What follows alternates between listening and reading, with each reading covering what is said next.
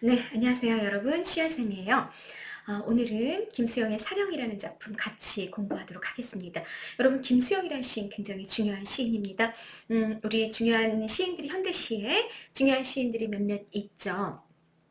윤동주 중요할 거고, 백석이라는 일제강점의 시인, 이육사, 한용운, 김소월. 우리가 2020년 수능 특강에서 살펴봤던 시인들이 정말 다들 중요한 각각의 시대를 좀 대표하는 그런 시인들이라고 볼 수 있을 텐데요. 김수영이라는 작가 또한 당대를 대표하는 아주 대표적인 시인이라고 보셔야 됩니다. 그러면 김수영이 대표하는 당대라는 게 언제일까? 김수영이 시에서 다루고 있는 시대적 상황이라는 게 무엇일까? 이걸 여러분들이 먼저 아시고 갈 필요가 있겠죠. 네, 그래서 선생님이 그거를 좀 먼저 정리했으면 좋겠습니다. 뭐냐, 당대다 그러면 여러분 자유당 정권을 생각하시면 돼요. 자유당 정권이라는 거 뭐죠 여러분? 이승만 정권을 이야기하는 거죠. 이승만이 대통령이었던 이승만 정권 그 시기랑, 그 다음에 60년에 4.19 혁명이 있었고 61년에 5.16 군사 쿠데타가 있었죠. 그러면서 이제 등장하는 게 이제 박정희 정권이잖아요. 둘 다 공통적으로 독재 정권이죠. 한국 현대사에 굉장히 암울하고 어두웠던 또 시대이기도 한 거죠. 그 독재 정권을 배경으로 그 시대 상황에 저항했던 그런 시를 썼던 사람이 김수영이라는 시인이었다라고 여러분들이 먼저 이해를 하고 가시면 좋겠습니다. 그러니까 이 시인의 시 속에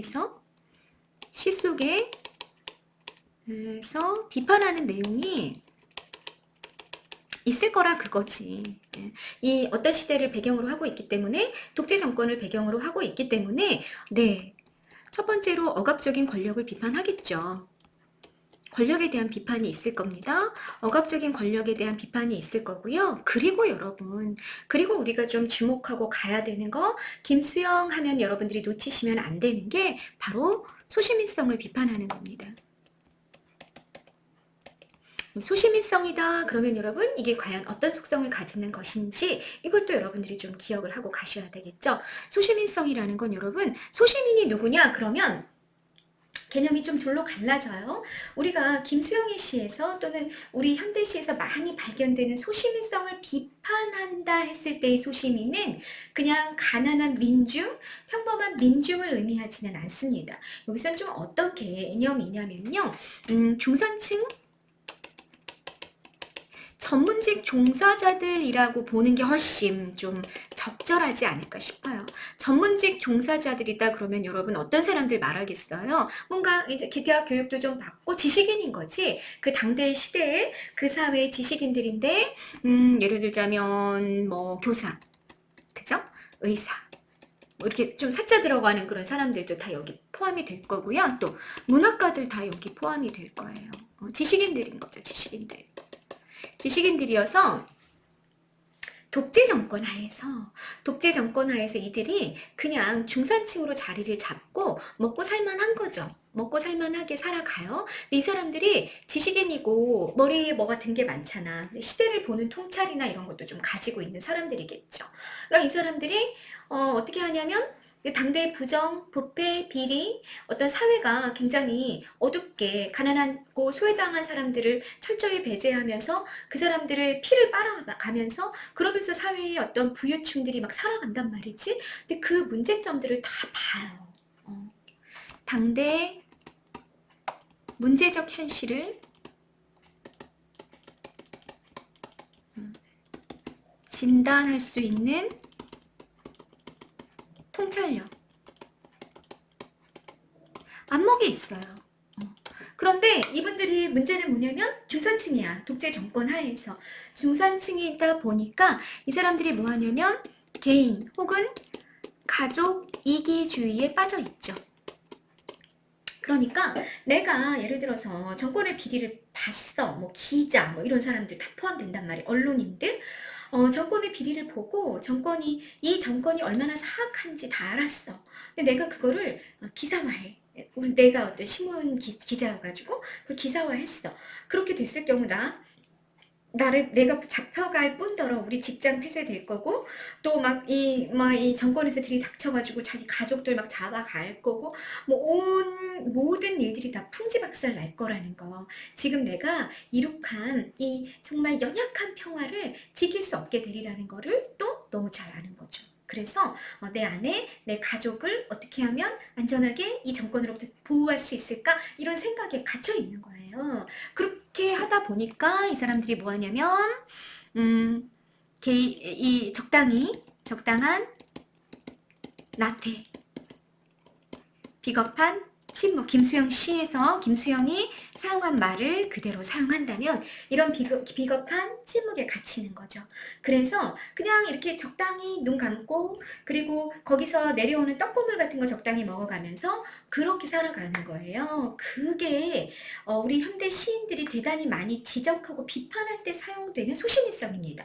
이거 말고 정말로 가난하게 살아가는 사람들을 우리가 또 소시민이라고 이야기하기도 하잖아요. 그런 소시민을 다룰 때, 그러니까 일반 민중을 다룰 때 소시민이라는 개념, 그에 대한 작가의 태도는 좀 연민 이런 것에 가깝죠. 반면에 이런 소시민성을 다룰 때 자기 작품에서 이런 소시민성, 그래서 적당히 눈 감는 거야. 적당히 눈 감고 그냥 나만 잘 살면 돼. 우리 가족만 좀 어떻게 안전하면 되겠지? 이런 생각에 갇혀 있어서 그 사회가 굉장히 악한 쪽으로 계속 치달아가는데 전혀 그 문제를 지적하지 않고 그냥 눈 감아버리는, 그렇게 침묵하고 있는 그런 중산층, 전문직, 종사자, 지식인들, 그들을 비판하는 시들을 우리 현대 시인들이 대단히 많이 남겼고, 그때 이제 이런 사람들이 갖고 있는 속성을 묶어가지고 소시민성이다라고 이야기했다라는 얘기입니다. 여러분, 김수영은 그런 소시민성을 비판하는 굉장히 대표적인 시인이었습니다. 그러니까 시 속에서 비판하는 내용이 억압적인 권력 그리고 소시민성 두 개가 있다라고 말씀드렸잖아요. 그 중에서도 여기 소시민성을 비판하는 게 김수영 씨의 주된 특징이다라는 것들을 여러분이 좀 기억해 놓고 가시면 되겠습니다. 그러면 이 소시민성을 비판한다 했을 때는 그 소시민 안에 누구도 들어가 있는 거예요. 누구도. 네, 자기 자신도 들어가 있는 거죠. 자기 자신, 문학가, 시인, 시대를 진단하고 미래에 대한 대안을 제시하고 그래야 되는 그 사명을 좀 부여받고 있는 것들이 문인들이단 말이에요. 근데 이 문인으로서의 자신이 그 역할을 제대로 하고 있지 못해. 왜? 자기가 소시민이기 때문에, 개인 이기주의, 가족 이기주의 안에 갇혀있고 무섭고 두렵기 때문에 행동하지 못하는 자신을 바라보면서 성찰하고 비판하고 이런 일들을 했던 게 김수영 씨였다라는 것을 여러분들이 1차적으로 먼저 기억을 좀 해놓고 가시면 좋을 것 같습니다. 네, 김수영의 사령이라는 작품도 이렇게 지금 선생님이 말씀드렸던 김수영 씨의 일반적인 특징 아래에 있는 그런 작품입니다. 사령, 작품 제목 보실까요, 여러분? 죽을 사자야. 죽을 사자고 영은 영혼이라는 뜻이에요. 그러니까 작품 제목을 풀어보면 죽어있는 영혼이라는 얘기죠. 영혼이 죽어있어. 육체는 살아서 뭐 먹기도 하고 일도 하고 뭐 일상을 살아간단 말이야. 그런데 정작 그의 안에 있는 정신, 영혼은 죽어있다. 이렇게 말하고 있는 게 사령이라는 작품 제목입니다. 죽어있는 영혼, 여러분 누구의 영혼이 죽어있다고 말하는 걸까? 누구의 영혼? 네, 시적 화자입니다. 화자가 자신의 영혼이 죽어있다라고 말하는 거죠. 네, 왜 죽어있다고 말하는 걸까? 그건 선생님이 미리 말씀드렸습니다. 구체적인 내용을 점검하면서 같이 한번 살펴보도록 하시겠습니다. 자, 김수영이 활동했던 시대 선생님 정리해놨어요. 시대 먼저 읽어보고 갈까요? 이 시는, 이 사령이라는 시는 4.19 혁명이 일어나기 1년 전인 1959년에 발표됐어요. 4.19 혁명 1960년에 일어난 거 알고 계시죠? 59년에 발표됐습니다. 당시는요, 자유당 독재가 절정에 이르렀어요. 그래서 민주주의는 책 속에나 나오는 말일 뿐 실질적인 국민의 주권을 보장받기 어려웠습니다. 작가는 진정한 민주주의가 실현되지 못하는 현실을 알아. 그렇지만 부당한 현실에 맞서 해야 할 말과 행동을 하지 않아요. 왜? 연약하니까. 이게 나약한 자신이 바로 뭐야? 소시민성이라고 지금 설명했던 그 특징입니다. 그런 자신의 모습을 성찰하고 그대의 말을 고개 숙이고 듣는 자신의 모습으로 형상화함으로써 자괴감, 자괴감이란 말 굉장히 많이 나오고 있죠. 괴는 무슨 괴자다? 부끄러워할 괴자다 라고 말씀드렸습니다. 자기 스스로에 대한 부끄러움을 느끼고 있는 그런 시가 사령이라는 시다라는 얘기입니다. 연결해서 해제 한번 읽어보고 가시죠. 이 작품은 부정적인 현실 여러분 뭐라 그랬어요? 억압적인 권력이라 그랬어? 자유당 독재, 적극적으로 대항하지 못하는 자신의 영혼을 죽어있다고 토로하며 무기력한 자신을 성찰하는 시입니다. 이 시의 화자는 자유가 활자로만 존재한다, 글자로만 존재한다라는 표현을 통해 자유가 억압된 부정적 현실을 드러내고 있으며 자유를 말하는 벗 앞에서 고개를 숙이고 있는 행동 자꾸 나오죠. 자신의 비겁함을 고백하며 자괴감을 느낀다. 자유를 얻기 위해서는 필연적으로 희생을 감수해야 함을 알면서도 이를 실천하지 못하는 자신의 영혼을 죽은 것으로 여기며 부끄러워하고 있는 것이다 라는 얘기입니다. 자, 시가 어떤 내용인지 이미 정리 다 되셨죠 여러분? 성격 가세요. 상징 나올 겁니다. 이따 확인하세요. 비판, 당대 현실을 비판하기도 하고 또 누구 비판하겠어요 여러분? 소시민성 비판할 거고 그리고 그 소시민성 안에 갇혀있는 자신을 비판하겠죠. 반성적이고 자조적이다. 자조적 무슨 뜻? 자기가 조롱한다 라는 뜻이죠. 자기를 조롱하는 그런 성격을 가지고 있습니다.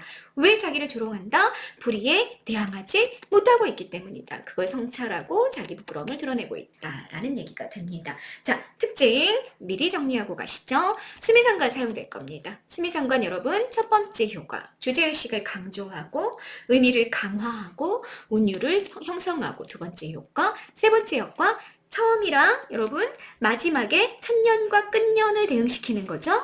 첫년과 끝년의 대응 구조잖아. 그래서 동일한 기둥을 처음과 끝에 이렇게 박아주는 거죠. 그러면서 뭐가 생겨난다? 안정감이 기둥이 딱 양 끝에 잡혀 있으니까 대단히 안정감이 느껴지는 거죠. 세 개의 효과를 기억하고 가십니다. 의문형 정교럼이 나올 겁니다. 나의 영은 죽어 있는 것이 아니냐? 서리적 의문이죠. 죽어 있다는 거야? 죽지 않았다는 거야? 죽어 있다는 얘기죠. 나의 영은 죽어 있구나. 이걸 서리적인 의문형 종결 어미를 통해 드러내고 그것이 성찰의 태도로 연결이 되게 됩니다. 말 건네는 방식 나올 겁니다. 벗이여. 그대 벗이라는 어떤 특정 존재에게 말을 건네고 있는 방식 나타나고 있습니다. 상징. 네, 황혼, 잡초, 푸른 페인트빛, 고요한 욕된 교회 이런 시어들이 모두 다 상징어로 사용이 됐습니다. 그 다음 시적 대상을 의인화해요. 인격화하는 거죠. 사람이 아닌데 사람인 것처럼 표현해 주는 거야. 그럼으로써 화자가 추구하는 가치를 드러냅니다. 다시 말해 여러분 자유라는 시적 대상이 있는데 이 대상을 화자가 추구하고 있단 말이야. 바람직한 것으로 지향하는 가치예요. 그래서 이 자유를 여러분 어떤 단어로 바꾸고 있다? 벗이다 또는 그대라는 단어로 바꿔놓고 있는 중입니다. 의인화기법 활용됐다라는 얘기고요. 동일한 종결 어미를 반복해서 운율 형성하는 것 첫 번째 효과 그리고 자신에 대한 비판적 태도를 드러내는 것 두 번째 효과 가지게 됩니다. 여기 죽어있는 것이 아니냐의 야가 반복이 되고 우스워라, 뭐뭐 에라, 뭐 알아 이런 것들이 반복이 되면서 운율을 만들고 화자의 정서를 부각하게 될 거다라는 얘기입니다. 특정한 시구의 반복이라고 얘기할 수도 있겠습니다. 나의 영은 죽어있는 것이 아니냐가 반복될 거거든요. 그래서 반성적 태도를 드러내게 되고 특정한 보조사를 반복해서 부정적 상황을 총체적으로 제시합니다. 특정한 보조소 뭐가 쓰일 것이다? 뭐뭐도 이 황혼도, 잡초도, 푸른 페인트빛도 이런 열거할 때 특정 보조사를 반복해서 부정적인 상황이 굉장히 총체적으로 이 사회 전체에 뿌리 깊이 존재하고 있구나라는 걸 알려주게 될 거다라는 얘기입니다. 자, 전반적인 특징 정리하셨고요. 이런 특징들이 구체적으로 어떻게 본문에 드러나고 있는지 확인해 보시겠습니다. 보시죠. 첫 출발을 여러분 말줄임표로 시작하고 있어요. 기능 뭐다? 시각이죠. 시각적인 효과를 주잖아요. 그리고 말을 안 하고 있네? 화자가 말을 아직 시작하지 않고 있어. 뭔가 머뭇머뭇하고 있고 제대로 말을 못하고 있다는 걸 느끼게 해주죠. 그리고 뒤에 가면 그 뒤에 활자화된 자유를 부각합니다. 활자는 어떻게 하냐면 반짝반짝 빛을 내고 있는 거죠. 그래서 나는 말을 못해. 인간인 나는 말을 못하고 있어.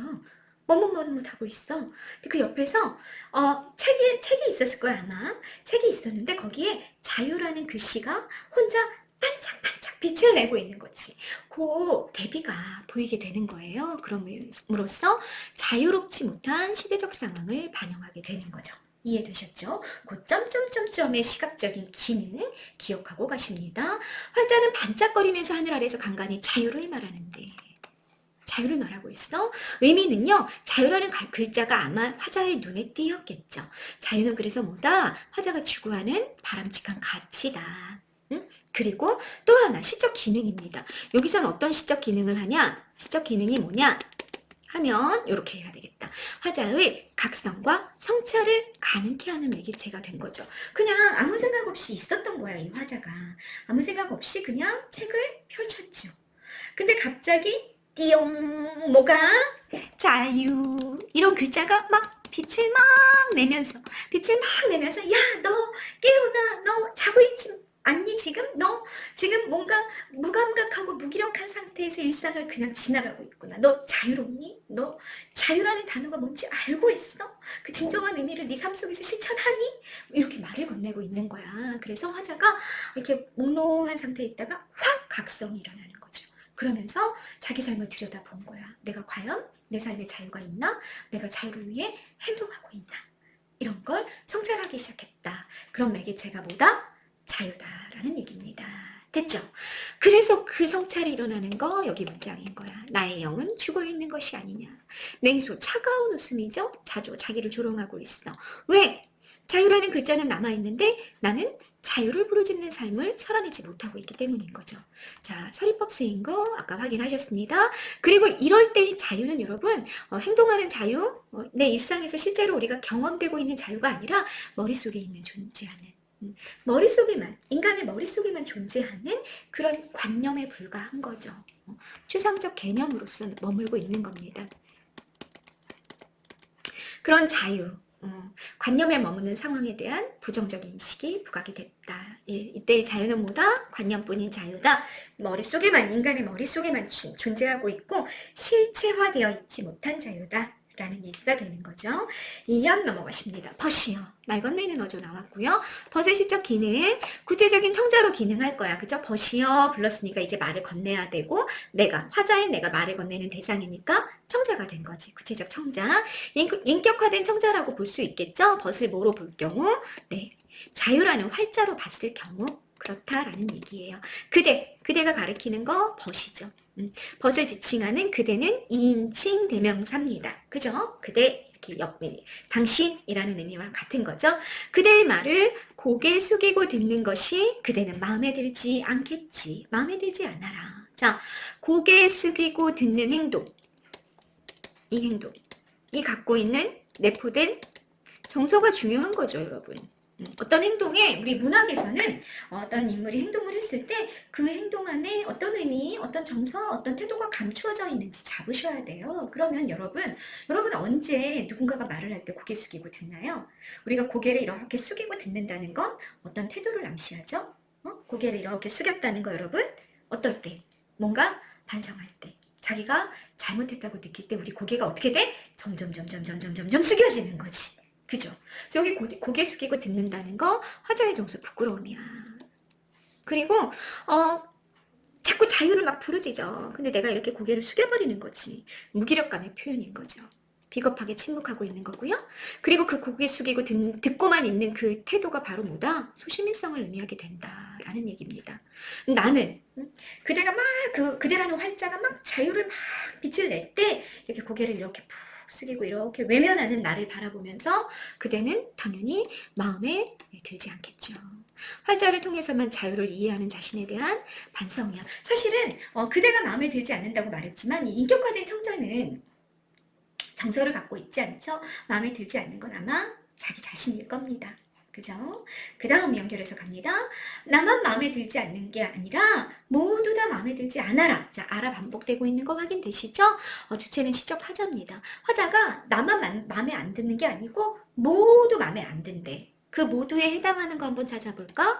이 황혼, 저 돌벽 아래 잡초, 푸른 페인트빛, 저 고요함, 이 고요함 도 자 보조사 도의 반복을 통해서 부정적인 것이 굉장히 총체적으로 널리 퍼져 있구나라는 거 1차적으로 알려주고 반복하면서 온유를 만들어냈다라는 거 잡고 가시죠. 자, 내가 너무 마음에 안 들어. 내가. 근데 우리 사실 그래요. 내가 어느 날 하루를 딱 지내는데 내가 너무 마음에 안 드는 날이 있죠.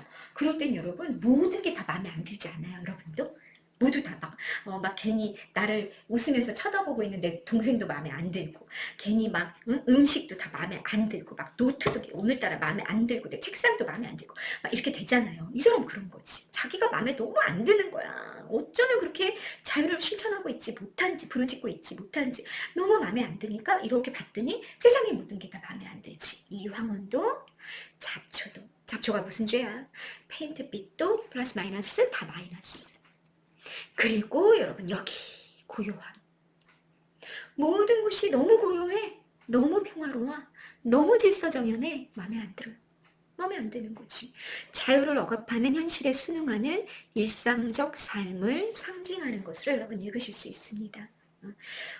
고요함이 뭐 때문에 만들어졌느냐 이거죠. 고요함이 어떻게 만들어진 거냐는 거지. 시대적 배경으로 연결해서 본다면 여러분 독재 정권 하에서는 통행금지 같은 거 있었잖아요. 여러분 뭐 이렇게 응답하라 뭐 시리즈 뭐 이런 것들 보면 옛날 그 드라마 같은 경우 보면 통행금지 시간이 있었던 거 아시죠? 뭐 10시인가? 뭐 이런 그 시간부터는 돌아다니면 안 됐잖아. 그래서 통행금지를 딱 걸어가지고 그 경찰들만 이렇게 돌아다닐 수 있는 거죠. 뭐 야경꾼, 김수영 시에 나오는 야경꾼 뭐 이런 사람들만 돌아다녀. 근데 1차적으로 이제 표면에 내세우는 명목은 뭐냐면 치안을 유지하기 위해서. 뭐 이렇게 범죄자들이 돌아다니지 못하게 하기 위해서, 도둑들을 근절하기 위해서, 뭐 이렇게 흉악 범죄들을 근절하기 위해서 이렇게 통행금지 시간을 두는 거예요. 그런데 어떻게 하냐면 그 통행금지 시간에 그냥 일반 시민이 예를 들어 시간이 늦어졌을 수 있잖아요. 근데 이렇게 돌아다니면 잡아가. 취장에 가두는 거죠. 그런 일들이 용인이 되었던, 공적으로 허락되었던 시대가 이 독재 정권 하란 말이에요. 그러니까 누군가가 이 독재 정권에 항거하고 싶어서 몰래 모였다 하더라도 어떻게 해야 돼? 10시면 집에 들어가야 돼. 그런 상황이 되는 거죠. 그래서 자기한테 저항하거나 자기 어떤 세력에 항거하는 그런 다른 세력들이 만들어지지 못하게 막는 그런 것들로 사실은 이용이 됐단 말이야. 그러면 밤 10시 여러분 통행금지가 있다고 생각해봐. 거리가 모두 다 어떻게 되는 거야? 다 고요해지겠지. 지금 10시에 나가봐 여러분. 우리 거리가 어때요? 엄청 시끌벅적하고 막 난리 소란스럽죠. 그게 다 고요해지는 거예요. 그리고 아주 질서정연해지고 아주 평화로워지는 거죠. 그러나 여러분 그게 진짜 평화입니까? 진짜? 정말 고요할까? 정말 고요해서? 아닌 거죠. 권력이 강제로 타의적으로 억누르고 있는 중이란 말이야. 그러니까 여기 고요함은 우리가 상징으로 좀 읽을 수 있겠다 그 얘기입니다. 자유를 억압하는 현실이 존재하고 있고 우리가 모두 거기에 순응해서 10시 전에 부지런히 집에 들어가서 앉아있는 거지. 응?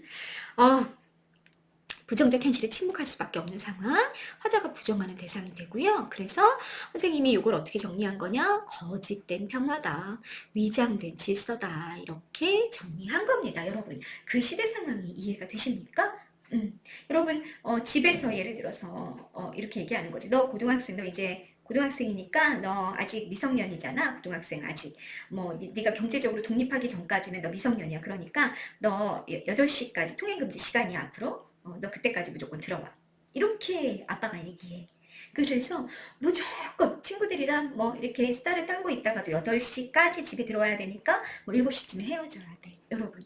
그러면 그렇게 해서 집에 들어와 있어요. 그러면 뭐 고요하고 평화로운데 그게 진짜 고요고 진짜 평화로움일까를 여러분이 생각해 보셔라. 그 얘기가 되는 겁니다. 됐죠? 3년의 표현법 열거. 그죠? 됐고 반복 다 사용된 거 확인되시죠? 뭐뭐도 대구 쓰이면서 반복 쓰이면서 열거됐다. 운율 형성하고 의미 강조하고 도지도 쓰였네 여러분. 모두 다 마음에 들지 않아라. 서술어가 앞으로 빠져 있고요. 그리고 그 마음에 들지 않는 내용이 이렇게 뒤로 와 있습니다. 도치도 쓰였습니다. 그래서 부정적 현실에 대한 비판적 인식을 강조하고 있는 거죠. 마음에 들지 않아 그래놓고 마음에 들지 않은 것들 나열하는 그런 형태를 띠고 있다라는 얘기입니다. 그 다음 사연으로 넘어가십니다. 그대의 정의도 우리들의 섬세도. 여기 마음에 들지 않은 거 또 있다 여러분. 그대의 정의. 자, 그대의 정의라는 거 활자로만 존재하는 관념적 정의야. 실천되지 않는 정의인 거지. 실천력이 없어요. 그러니 마음에 안 들죠.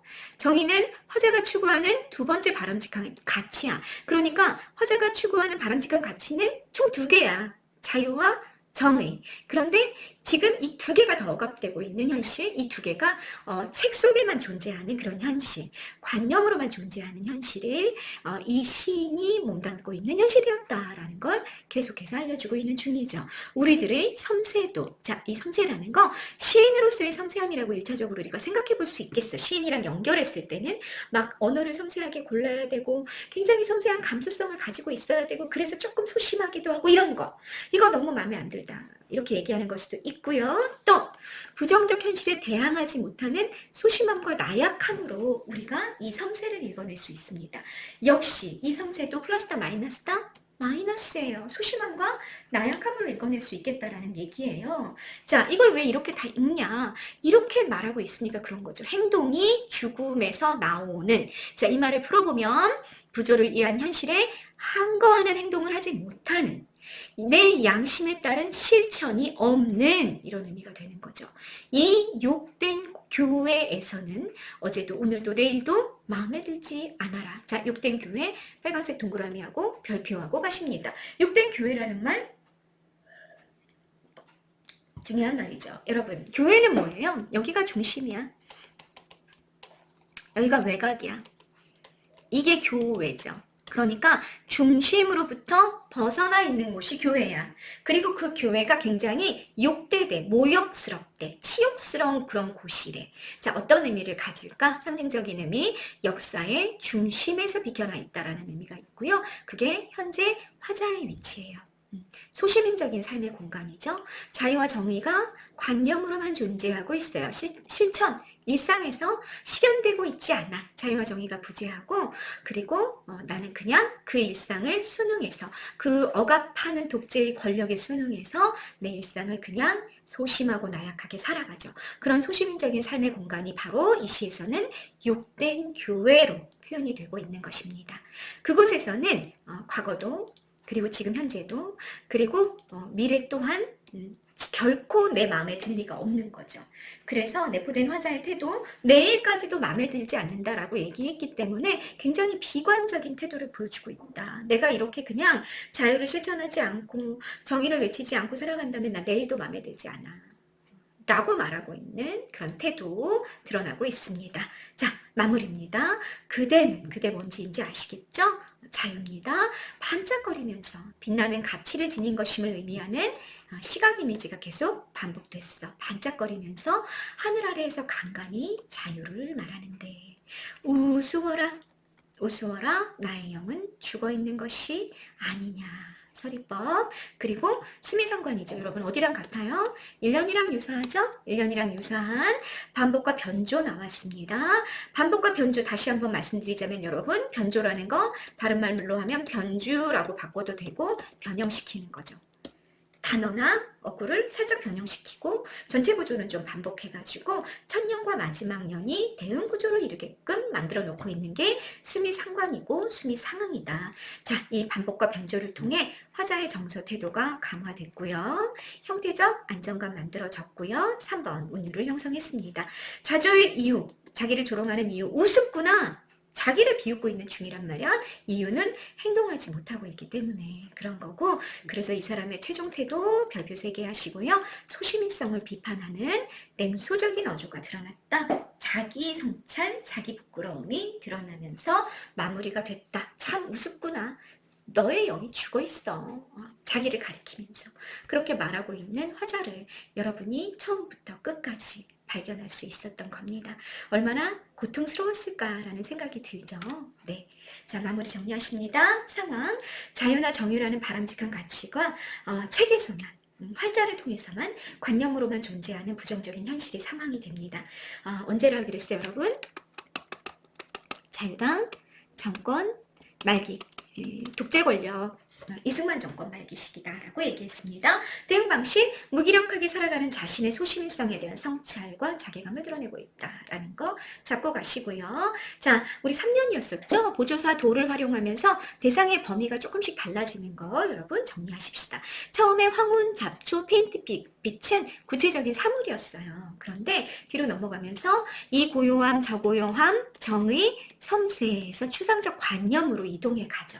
그리고 마무리 사연까지 가면 시간, 어제도 오늘도 그리하여 내일도 마음에 들지 않는다. 그래서 시간의 개념으로까지 이렇게 범주가 이렇게 이동하고 있는 모습 확인하실 수 있었고요. 이 범주가 조금씩 다른, 다시 말하자면 구체적인 사물에 해당하고 추상적인 관념에 해당하고 시간에 해당하는 이렇게 범주가 다른 이런 시어들이 다 무엇을 통해 묶일 수 있었다? 보조사 도, 공동격이죠. 이렇게 함께 묶어주는 보조사잖아요. 그 도로 인해서 이렇게 한꺼번에 묶이는 그런 표현 기법이 활용이 됐다라는 거 알고 가시면 되겠습니다. 자, 시어에 대개 나와 있는 거 보이실 겁니다. 활자, 벗. 그대는 자유와 정의고요. 화자가 추구하는 가치면서 화자를 각성시키고 반성케 하는 매개체였었죠. 플러스입니까? 마이너스입니까? 플러스의 시어들이었다면 나 혹은 나의 영은요. 행동하지 못한 죽어있고 소극적이고 비겁한 태도를 보이고 있는 마이너스의 존재입니다.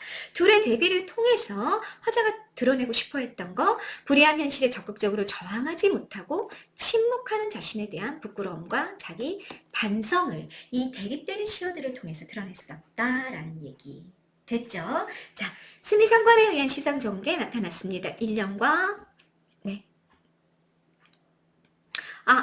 이거 잘못됐네요, 여러분. 몇 년까지 되어 있죠? 이게 1, 2, 3, 4, 5년이죠, 5년. 네, 여기 5년, 5년의 마지막 년. 죽어있는 나의 영혼, 죽어있는 나의 영혼에 대한 우스워라 하나가 딱 들어가는 거지. 자기 부끄러움을 드러내면서 수미상관에 의한 시상 전개 방식도 보여주고 있었습니다. 자, 김수영 씨의 전반적인 특징은요, 여러분, 이 시, 사령이라는 시를 통해서 이해하고 가실 수 있습니다. 뭐를 대단히 비판했던 시인이다? 소시민성을 비판했던 시인이다. 소시민성이라는 건 뭐다? 부정적인 시대 현실에 항거하지 못하고 비겁하게 침묵하고 있는 태도다. 그걸 이 시인은 욕된 교회에 자신이 있다라고 이야기하면서 굉장히 그 자신에 대한 성찰, 부끄러움, 조소를 드러내고 있는 중이다. 윤동주가 일제 강점하에 행동하지 못하는 지식인으로서의 자신을 부끄러워했었다면 김수영은 자 시대를 넘어가서 해방이 되고 이승만 정권이 들어서고 독재가 우리 현대사를 다시 지배하기 시작했을 때 그 독재 정권에 행동하지 못하는, 항거하지 못하는 자신을 부끄러워하는 시를 또 남기고 있구나라는 거 여러분 확인하셨습니다. 네, 김수영의 사령이라는 시였습니다. 감사합니다.